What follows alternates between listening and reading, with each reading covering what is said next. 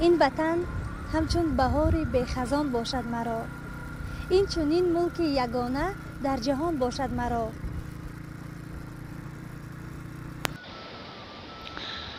بله درست گفتن. سلام علیکم سلام برادران عزیز. امروز در نزدی کوپریک خینگو هستیم. بچه های لبیابی قطعی وخری کردیم. بچه های تیلا کار میکردگی.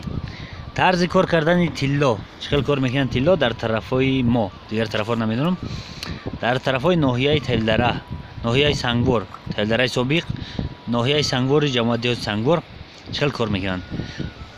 چخیل که دیدیم سنگ بسیاره، در جایی که سنگ بسیاره همجا میگن تیلا بسیارتره. هم خیلی جدا میکنن سنگ، کم از هم رفت بالای کوپرک سنگ جدا میکنن، در ستیل میگیرن، انا همیجا بالای در بالای سیتکه میریزن. یک آدم دیگر دکه سنگ میکنه، یک کس به ایست آب ریختن میگیره. اینش هم سنوکی ساخته دستی خودشونه.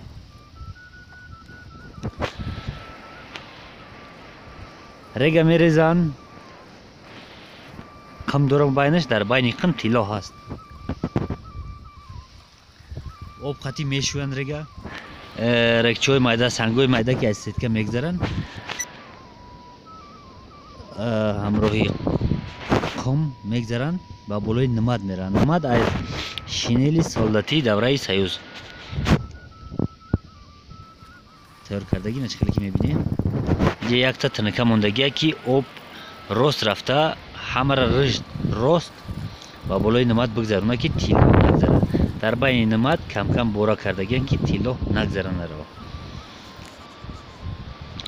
این تیار کردگی ستیلای قمی نو علش میکنن، همیشه علش میکنن، با نوش میریزن. تیلا در هر جا هر خیل، در یک آب همین آب خینگو در هر جا هر خیل است. یگان 100 متر پایینتر میره دیگر خیل میشه، کمتر میشه، زیادتر میشه، ممکن که نیست. هست میگن خاک تنجای تیلای تو ساز داره، خاکی هست که تیلا را میشویه میبره. هم خیلی گپ خبرها بسیار دارن، ما کار کردگی نیستیم نمیدونیم. انا سیتکه را گرفت، سنوک سوز کردگی سنوک. انا این پایان قبط پایانگیش 1 متر 60 سانتی متر درازه، بالاگیش سیتکه و دیگر و تنکش 60 در 60 سانتی متر. از در بالاش آب میریزه که با کمتر سنگ قمی دیگر باشه شتا برای تیلا میمونه. اینجا رو تماشا میکنیم هست تیلا در چشم هست یا نه. آب هم خوکوات صاف نیست، برای همین میگن که تیلا نمیبینی، محکم میشه اونه که نمیبینیش، کمترش میبینی که ما هم یاد دیدیم. انا همین یک پورای تیلا های با چشم دیار نیست، دیاره میشه، کامرا هم دیاره میبینیش. حاضرانه یک چخوری کندگیان، در چخوری سلفان موندگی، در بالای سلفان آب میریزن. آن هم نمدی گفتگی از شینل ساختگی را میارن در بالای همین گرفتن، در بالای همون آب میتکن و تیلا در درون همین آب با هفته بعد تکشان میشه و بعدی تکشان شدن میگیرن تازه میکنن. تکیدنشون رو تماشا میکنیم چخیل میتکن. نه همین خیلی در آب لط میکنه که تیلا باید با هفته باید درونی آب از بس که تیلا باز مینه تکشان میشه، در تک میمونه. در بالای نمدم تیلا میچسبه، در بالای شینل بگیم، متریالش از شینل های. یک بار دیگر هم گفتیم آبی تکشان شدگی را در طبق تیلاشو گرفتن. اینه وجودش میگیرن میپرتن، همین قدر آب میگیرن. نه این مردک این بچه ها خودشون معرفی کردن نخواستن، گفتن که نام ما بچه های لبیابی. ما هم بچه های لبیابی گفتیم. طرز شستن تیلا اینجا قریب 1 کیلو قم باید، تیلا قم و دیگر آهن انگیش دیگر سو بسیارن. ای بین همونو تیلا جلو کردن دکار گرفتن دکار. حاضر 40 ستیل رگ ریختن در برای گرفتن نمی قدر تیلا. 40 ستیل در یک نمد شستن، نمد تکیدن آوردن، تیلا را تازه کرده ایستاده است. میبینیم چند کیلو تیلو میوه کیلو کنم اینه که گرم امکان داره تیلو هم بچهش میخره دیده استیم که هست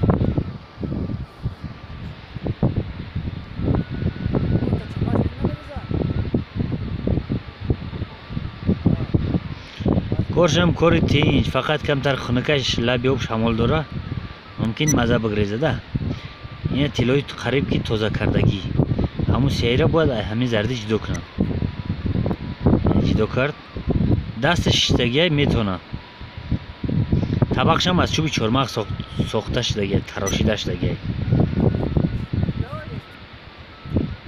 این تیلو توزه جدو توزه نه ایره باز کسلته ده میسوزونه نه که تیلو های نه همین تیلو یک گرمش قریب 300 سومون در همین طرفای ما های تیلوی کار کردگی امروزشون همگی در درون کروشکا امشخیلی میبینیم یگان 2 گرم 3 گرم ممکن 2 گرم زیادتر باشه خموندهش هم میشون در درون همین کروشکای سلطی دوره سیوز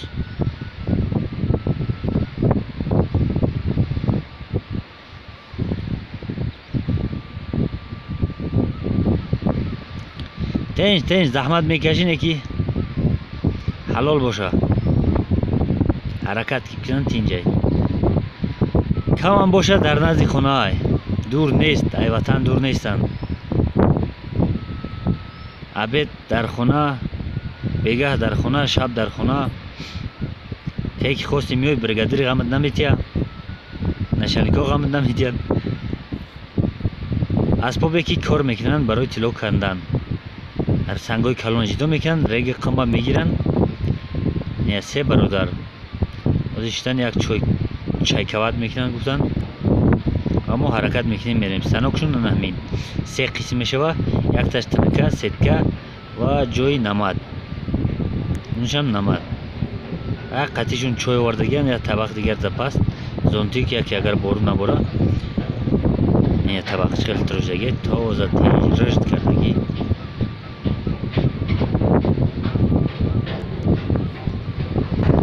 این هم برای آب ریختن یک بخلش که دیگر رفتن مسترید کردن تینجای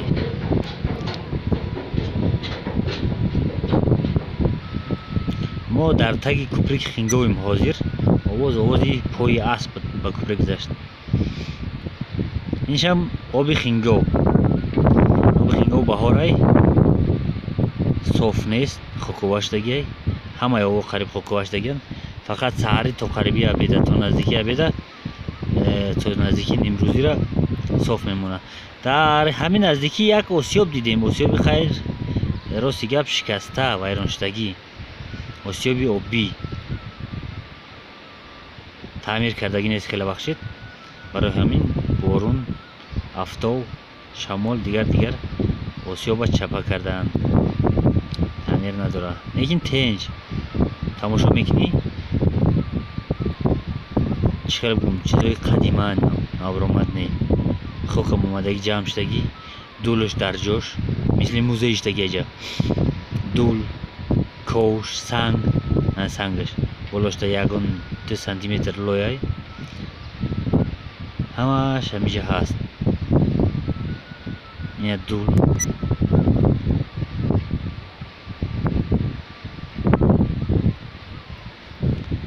یک وقتا بسیار کار میکردن یوسیبو این دولش همیای یک خوبچه 2 خوبچه میبره 3 خوبچه میبره یک وقتا بسیار کار میکردن وقتی که جنگی خانمانسوز برادرکشی بود کو بعد همون جنگ تو با خود اومدیم که حاضر شکرانه خدا شکرانه دولت که سریع پریه راحت داریم همه چی هست باور کنید در همین دیه ها مردم مست شدگن پیاز 1 کیلو قند 1 کیلو قندش گپ نداره اینه که پیاز کبودی دیگر زوره ای مگازین میخرن یک بنچه 1 کیلو نیم کیلو میخرن مثل که در شهر زندگی میکنن های برادران عزیز بسیار گپ نمیزنیم شمالای ما حرکت میکنیم میریم طرف خونه شما هم زنده باشه ای ما فراموش نکنی لایک فراموش نکنی و دیگر یار رفیقتون پدلیسه заҳматам бошад илтимос дастгирии шумо ҳаминай. дар навори мо бехатогӣ намешавад, хатогӣ боша пайш нагарде. дигар чӣ мегӯм? салом ба ҳама, аз номи ҳамаи подписчикҳо. зинда боше то боздид. садои ная давомша гӯш кунед. хайр.